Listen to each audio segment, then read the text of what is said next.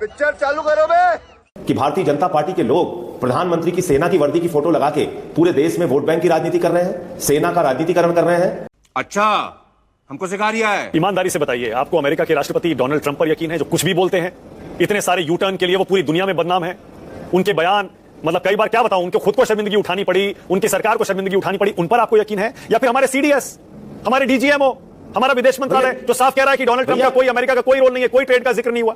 भारत के प्रधानमंत्री आदरणीय नरेंद्र मोदी जी, जिन्होंने ट्रंप का प्रचार किया था, अब की बार ट्रंप सरकार, जिसको वो कहते हैं my best friend Donald Trump, तेरा तो गेम बजाना पड़ेगा। जिससे आप बात कर रहे थे, उसकी विकृत मानसिकता से और उनकी बदतमीजी भरी भाषा से शायद आपके दर्शक समझ चुके होंगे कि इस व्यक्ति की देश के प्रति और प्रधानमंत्री के प्रति क्या भावना है। इन्होंने कहा कि सीज फायर पर ट्वीट पीएम करते। इनको भारत की जो सेना है, किसका क्या प्रोटोकॉल है, जिस व्यक्ति को इतनी समझ नहीं है, उसको आप 18 मिनट तक इंटरव्यू करवा रहे हैं। 18 मिनट। नमस्कार दोस्तों, तीनों सेना के अध्यक्ष सीडीएस अनिल चौहान ने एक इंटरव्यू में बताया कि हमारे कितने फाइटर प्लेन गिरे ये जरूरी नहीं है, क्यों गिरे ये जानना जरूरी है। बस उनके इस बयान के बाद विपक्ष को सरकार पर हमला करने का एक बहाना मिल गया है। आज की डिबेट में आप पार्टी के संजय सिंह, कांग्रेस के निगत अब्बास और भाजपा के शर्मा के बीच इसी बात को लेकर चर्चा हुई कि सरकार की ओर से सही जानकारी क्यों छिपाई जा रही है। डिबेट बहुत ही धमाकेदार और मजेदार रहने वाली है। वीडियो को लाइक करें, शेयर करें और चैनल को सब्सक्राइब जरूर से कर दीजिए। तो चलिए शुरू करते हैं आज की मेन डिबेट। तो भारत के प्रधानमंत्री ने सीज फायर ट्रंप के दबाव में, व्यापार के दबाव में क्यों किया?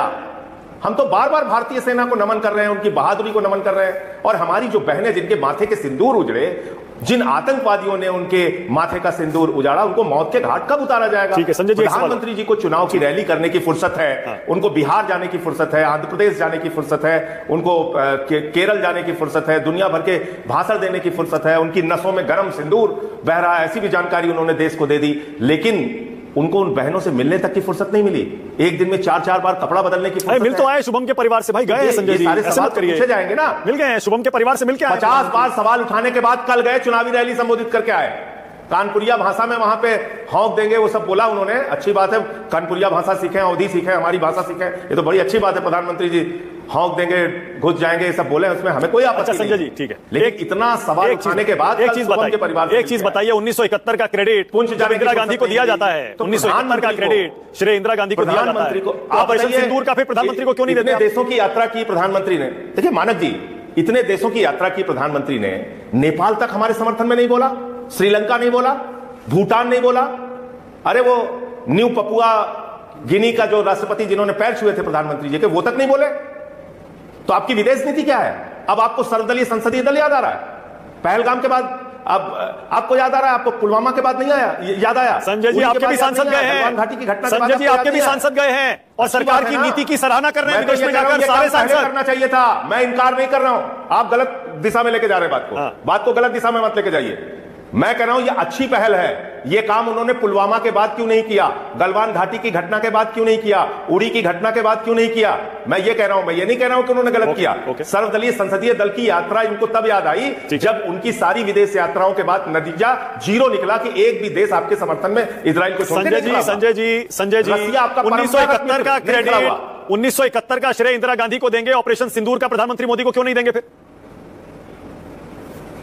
हम भारतीय सेना को देंगे, प्रधानमंत्री को इसलिए नहीं देंगे क्योंकि प्रधानमंत्री ने भारतीय सेना को रोका, सीज फायर किया ट्रंप के दबाव में। संजय जी इसका क्रेडिट लेने का सवाल अगर आता है तो यह राजनीतिक इच्छा शक्ति की कमजोरी दिखाई प्रधानमंत्री ने। ओके, आखिरी सवाल संजय जी, आखिरी इच्छा शक्ति की कमजोरी दिखाई प्रधानमंत्री ने। आखिरी सवाल, 370 कश्मीर से हटाने का आपने समर्थन किया था संजय जी, क्या उस फैसले पर आज भी कायम है क्या? जी हां, तो जब जिस चीज का हमने संसद में समर्थन किया था उससे कहां पीछे हट सकते हैं? मतलब उससे हालात बेहतर हुए ना कश्मीर में? तो संसद में समर्थन, आज कश्मीर में हालात बेहतर है ना, मैं ये सुनना चाह रहा हूं। आप ये कहना चाह रहे हैं कि पुलवामा जो हुआ उसको भूल जाएं हम लोग? आप ये कहना चाह रहे हैं कि उड़ी की घटना भूल जाएं, पहलगाम की घटना भूल जाएं, 200 किलोमीटर आतंकवादी हमारे देश के अंदर कैसे आ गए वो भूल जाएं हम? आप ये कहना चाह रहे हैं कि वहां पे सुरक्षा की व्यवस्था क्यों नहीं थी, पुलिस वाले क्यों नहीं थे, सेना क्यों नहीं थी, ये ड्यूटी क्यों नहीं लगाई गई और कहां से क्या गलती रह गई उस समय जिसके कारण से इतनी बड़ी घटना हुई? ये सारे सवाल नहीं पूछने चाहिए। एक राजनेता के तौर, एक कार्यकर्ता के तौर पे मुझे, एक राजनेता के तौर पे बाकी दलों के बड़े बड़े नेताओं को और एक पत्रकार के तौर पे आपको ये सवाल नहीं पूछने चाहिए। बिल्कुल। उसकी विकृत मानसिकता से और उनकी बदतमीजी भरी भाषा से शायद आपके दर्शक समझ चुके होंगे कि इस व्यक्ति की देश के प्रति और प्रधानमंत्री के प्रति क्या भावना है। मैं एक लाइन ही कह के मैं विषय पर आता हूं कि शिवसेना में संजय राउत और आम आदमी पार्टी के संजय सिंह की बदतमीजी और संजय सिंह की इस स्तर की भाषा शैली ने ही केजरीवाल को दिल्ली से उखाड़ फेंका है। इतनी घृणा पैदा किया इस व्यक्ति ने ऐसी भाषा और शब्दों का प्रयोग करके कि केजरीवाल को दिल्ली वालों ने उखाड़ के फेंक दिया। अब देश से वो समाप्त होने जा रहे। मुझे आश्चर्य इस व्यक्ति की सोच पर। मैं इस बात से चालू करता हूं, उत्तर प्रदेश संजय सिंह की बपौती नहीं है। वहां से ये पार्षद का भी शायद चुनाव जीते या नहीं जीते मुझे नहीं पता। देश के प्रधानमंत्री उत्तर प्रदेश से 3 बार सांसद चुने गए।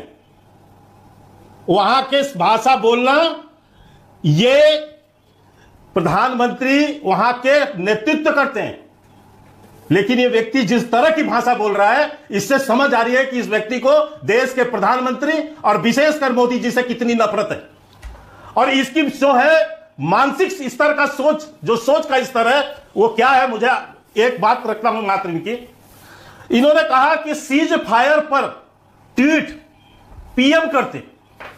इनको भारत की जो सेना है, किसका क्या प्रोटोकॉल है, जिस व्यक्ति को इतनी समझ नहीं है, उसको आप 18 मिनट तक इंटरव्यू करवा रहे हैं। 18 मिनट नहीं दिया शुरू में। सेना मुझे अतिशयोक्ति नहीं है कि मोदी है तो मुमकिन है कि हम घर में घुस के भी आतंकियों को समाप्त करेंगे।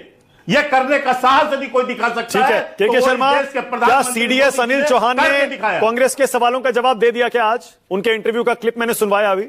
नहीं, मैं उसी पे आता हूं सर। मैं देखिए, उसके लिए आपके सेना के बहुत अच्छे विशेषज्ञ हैं, वो बहुत अच्छे से उसको बताएंगे उस सेना की भाषा को कि क्या है। लेकिन मैं जितना समझ पाया हूं मैं उतना भी आपको बताऊंगा। लेकिन एक प्रश्न आपने और उठाया, आज जो रेड्डी जी का बयान आपने, मानक जी वैसे आप बहुत गंभीर पत्रकार हैं और बहुत अच्छा शो है।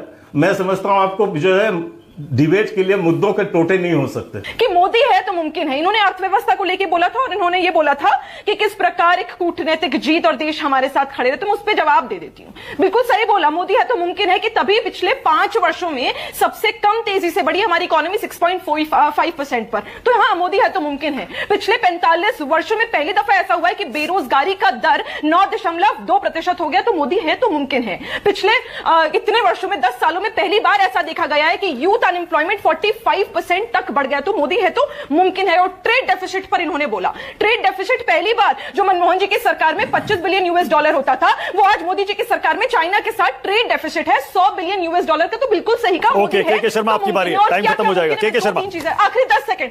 Okay, 10 second. ओके, 10 सेकंड उसके बाद आप बोलिएगा। Thank you. अब आप देखिए, मैं केवल इतना ही जवाब देना चाहता हूं। क्या आ रहा हूं, उसके बाद आ रहा हूं।